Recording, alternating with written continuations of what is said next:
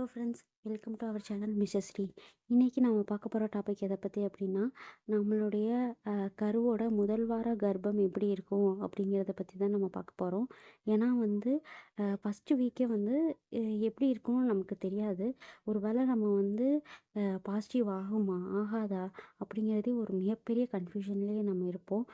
ஒரு 15 டேஸ் ஆகிடுச்சுனாவே நம்ம ரொம்ப பக்கு பக்கு பக்குன்னு ஓவுலேஷன் வந்துருச்சு, ஓவுலேஷன் தாண்டியாச்சு, இன்னைக்கு கண்டிப்பாக நமக்கு வந்து ப்ரெக்னென்ட் ஆகுமா மாட்டோமா, இல்லை ஒரு வேளை ப்ரெக்னென்ட் ஆனால் எப்படி இருக்கும் அப்படிங்கிறத பற்றி ரொம்ப போட்டு கன்ஃபியூஸ் பண்ணிகிட்டே இருப்போம்.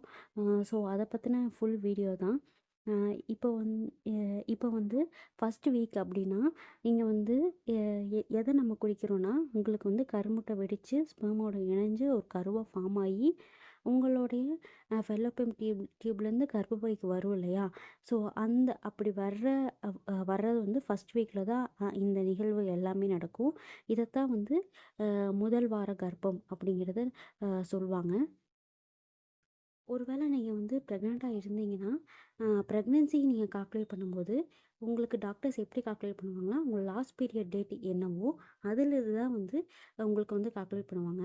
இப்போ வந்து நீங்க வந்து அக்டோபர் 1 நீங்க பீரியட்ஸ் ஆயிருக்கீங்க அப்படின்னா, ஸோ அக்டோபர் 1 10 அதாவது 10 மந்த்ஸ் கழிச்சு 40 வீக்ஸ் கழிச்சு என்ன டேட் வருதோ, அத தான் வந்து உங்களுக்கு எஸ்டிமேட்டட் டெலிவரி டேட்டா வந்து குடுப்பாங்க.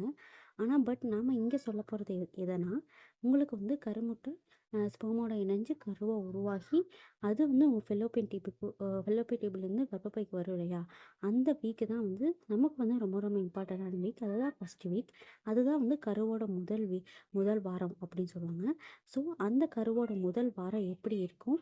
அங்க நம்ம என்னலாம் பண்ணலாம்? என்னலாம் பண்ணக்கூடாது? அப்படிங்கிறத பத்தி தான் நம்ம இந்த வீடியோல பார்க்க போறோம். வாங்க வீடியோக்குள்ள போலாம். அதுக்கு முன்னாடி நம்ம மிஸ்ஸஸ் ஸ்ரீ சேனலை ஃபஸ்ட் டைம் பார்க்குறீங்க அப்படின்னா, மறக்காமல் சப்ஸ்கிரைப் பண்ணிக்கோங்க. ஓகேங்களா? இப்போ நீங்கள் வந்து உங்களுக்கு வந்து ரெகுலர் பீரியட் சைக்கிள் உங்களுக்கு வந்து 15 டேஸ் கழிச்சு 15 டேஸில் கண்டிப்பாக ஓவுலேஷன் ஆகிடும்னு உங்களுக்கு கிட்டத்தட்ட அ எ தெரியும். அப்படிங்கிற பட்சத்தில் உங்கள் 15 டேஸ் ஓவுலேஷன் டைமில் நீங்கள் சேர்ந்து இருந்துட்டீங்க. ஸோ இப்போ கரு வந்து எப்படி ஃபார்ம் ஆகும்? எப்படி ஃபார்ம் ஆயிருக்கும் அப்படின்னு சொல்லி பார்த்தீங்கன்னா, உங்களோட கருமுட்டை ஸ்பெர்மோட இணைஞ்சு உங்கள் ஃபெல்லோப்பியன் டியூப்லேருந்து உங்களுடைய கர்ப்பப்பைக்கு வரும். ஸோ அந்த மாரி வர்ற சமயத்தில வந்து உங்களுக்கு என்னென்ன சிம்ப்டம்ஸ் வரும் அப்படின்னா, உங்களுக்கு வந்து சின்ன சின்ன அப்டாமினல் கிராம்பிங்ஸ் வர ஆரம்பிச்சிரும். அப்படி கிராம்பிங் வர வர ஆரம்பிச்சாவே, நீங்க வந்து கிட்டத்தட்ட பிரெக்னன்சி கன்ஃபார்ம் பண்ணிக்கலாம். இது வந்து ரெகுலர் பீரியட் சைக்கிள் இருக்கவங்களுக்கு. ஸோ வந்து அ பொதுவா பார்த்தீங்கன்னா வந்து, உங்களுடைய கரு வந்து டைரக்ட்டா கர்ப்பப்பையில உருவாகாது. உங்க ஃபெலோப்பியன் டியூப்ல தான் வந்து உங்களுடைய கருமுட்டை வெடிச்சு ரெடியா இருக்கும். ஸோ, அந்த சமயத்தில உங்களோட ஸ்பெர்ம் அதோட போய் ஜாயின் ஆகி, அங்க வந்து கரு வந்து உருவாகும். ஸோ, அந்த கரு பார்த்தீங்கன்னா வந்து நகர்ந்து உங்களுக்கு வந்து கர்ப்பப்பைக்கு வரும்.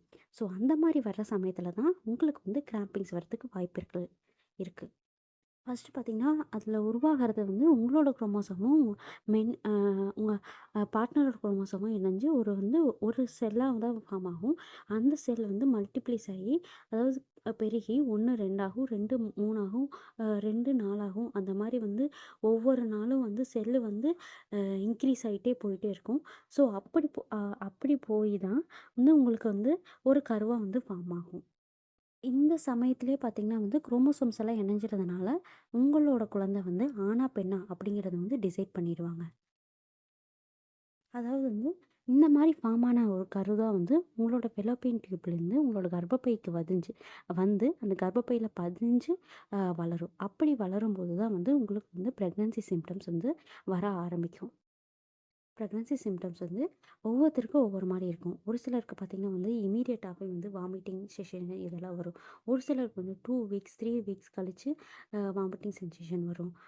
ஸோ இது ஏன்னா வந்து உங்களோட கரு வந்து உங்களோட கர்ப்பப்பையில பதிஞ்சு பீட்டா ஹெச்சிஜி அப்படிங்கிற ஒரு ஹார்மோன வந்து அது வந்து ப்ரொடியூஸ் பண்ணும்.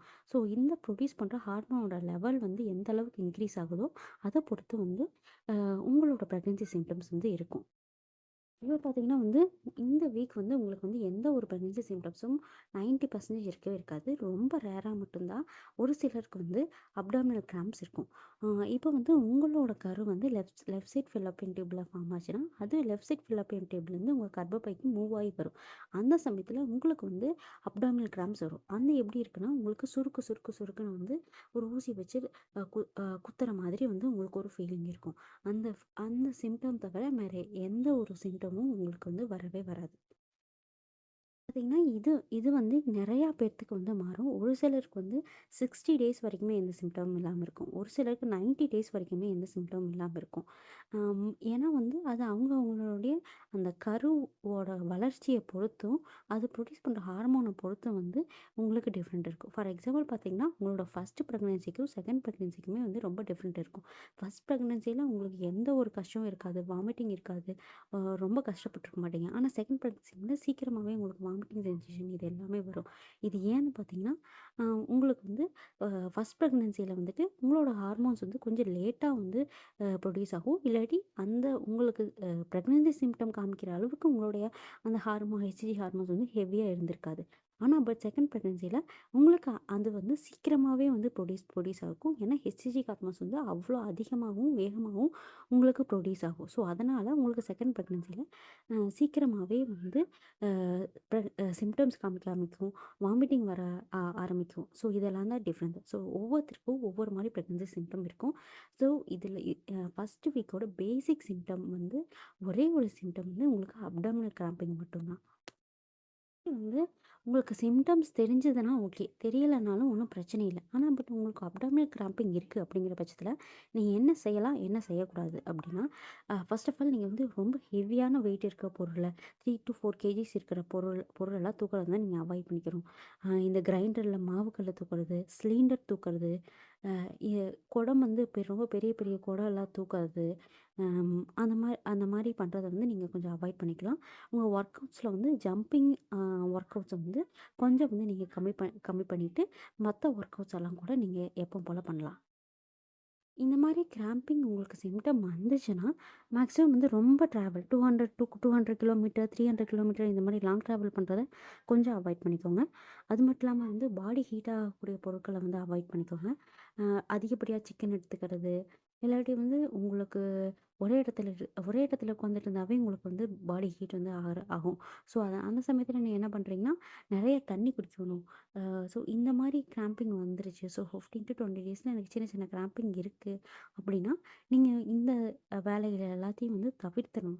ஃபர்ஸ்ட் இந்த வெயிட் அதிகமா தூக்குறத தவிர்க்கணும். அதுக்கப்புறம் தண்ணி அதிகமா சேர்த்திக்கணும். புரோட்டீன் அதிகமா இருக்கிற ஃபுட்ஸ வந்து நீங்க எடுத்துக்கணும். ஐயோ ஃப்ரெண்ட்ஸ் இதில ஏதாவது டவுட்ஸ் இருந்தா மறக்காம நம்ம கமெண்ட் பாக்ஸ்ல கமெண்ட் பண்ணுங்க. எனக்கு தெரிஞ்ச தகவல நான் கண்டிப்பா உங்ககிட்ட ஷேர் பண்றேன். நம்ம சேனல்ல ஃபர்ஸ்ட் டைம் பார்க்குறீங்கன்னா, மறக்காம சப்ஸ்கிரைப் பண்ணிக்கோங்க. இது தேவைப்படுற உங்க ஃப்ரெண்ட்ஸ் அண்ட் ஃபேமிலிக்கு மறக்காம இந்த வீடியோவ ஷேர் பண்ணுங்க. Okay friends. Thank you. Bye.